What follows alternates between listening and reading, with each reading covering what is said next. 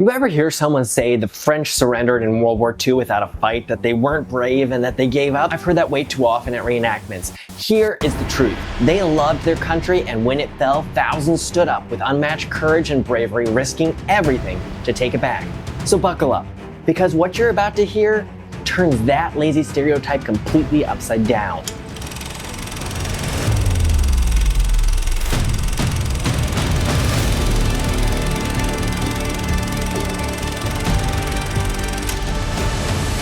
The French resistance wasn't just a group of rebels hiding in the hills. It was a full-blown movement. It was strategic, sacrificial, and lethal. In some cases, more effective than entire Allied divisions. Don't believe me? Just ask Eisenhower and stick around, because later on you'll hear what he said. This is the true story of people who refused to back down, who fought in silence, in shadows, and sometimes with nothing more than a stolen rifle if they were so lucky to be able to get their hands even on that. So stick with me, and you will see how ordinary people took on the well-equipped German occupiers and changed the course of the war. Let's start with the myth that France just rolled over in 1940. Fact, between May and June, French soldiers stood and fought. At Dunkirk, while the British forces evacuated, French troops stayed behind and held the line. That wasn't retreat. That was sacrifice. That was bravery. As historian Julian Jackson noted, the French army fought with skill and courage. It did not collapse like a house of cards. But while the country bled, it also broke. Marshal Pétain, a hero from World War I, stepped up.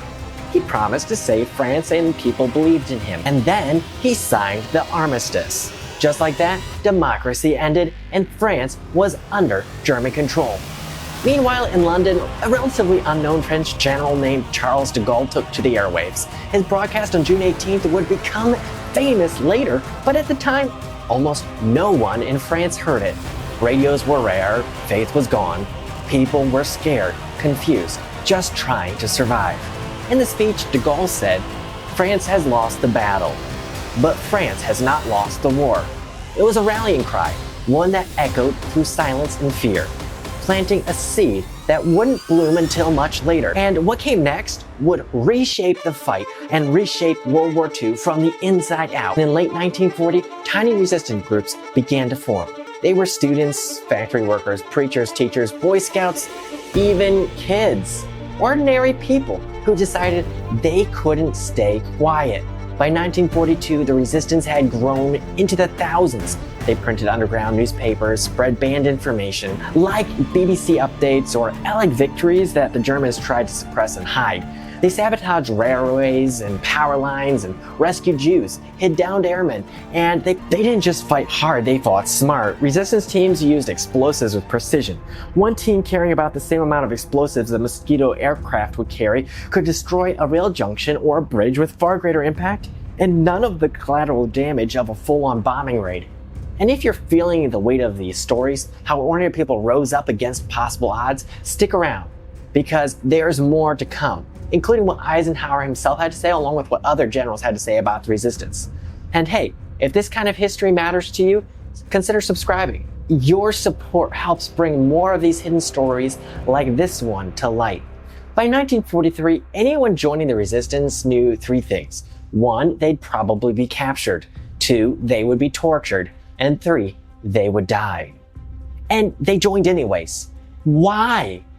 Because they believed freedom was more important than their lives. Because they couldn't sit back while their country was occupied.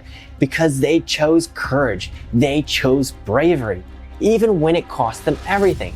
They weren't soldiers with uniforms and supply chains. They were bakers, mechanics, and students. And when they smuggled an airman or sabotaged a train, they did it knowing the Gestapo or collaborators could catch them at any moment. Escape networks like the Comet Line helped over 4,000 Allied airmen get back to safety. But for every pilot who made it out, at least 1, sometimes 2, French civilians died. Then came Jean Moulin. In 1942, he parachuted back into occupied France and began unifying groups. It wasn't easy. Some were communists, some were royalists, some religious, and some not. And he brought them together under one unifying goal: to free France. By June 1944, over 100,000 fighters were in action. That's about the same size of a modern military corps. By October, more than 400,000.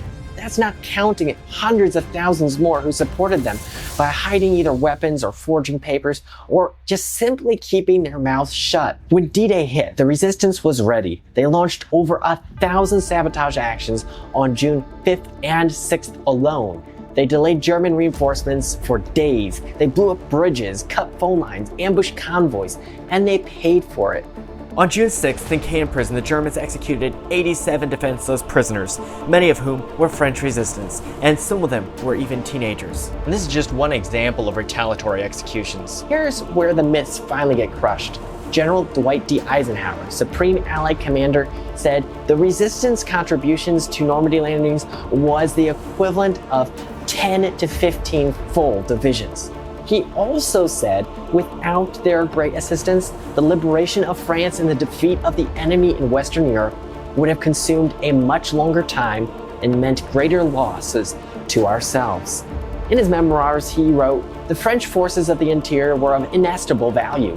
They constantly harassed the enemy, destroyed his communications, ambushed his columns, and inflicted thousands of casualties." Brigadier General Benjamin Godfrey of the U.S. Army wrote in early 1945, "Resistance groups are capable of rendering important assistance to regular forces, forcing the enemy to deploy large numbers of troops, disrupting their supply lines, and freeing Allied forces from having to clear up pockets of resistance." General George C. Marshall said it plain. The resistance surpassed all our expectations, and in delaying the arrival of German reinforcements, assured the successes of our landings. Over 90,000 resistance fighters were killed or tortured or deported during the war, and the average age of many? Just under 30. The French resistance was a mosaic of courage and sacrifice. Every bridge they blew up, every pilot they saved, every factory they disabled, it mattered. In this video, it's only a glimpse. There are thousands of more stories, entire networks, whole families who gave everything. So if this has changed how you see France in World War II, hit like, subscribe for more, and tell us in the comments which moment or story hit you the hardest. Also, is there a story you'd like us to talk about? Until next time, build brave, stand tall, and remember, doing what's right is rarely easy, but the resistance proved it's worth it.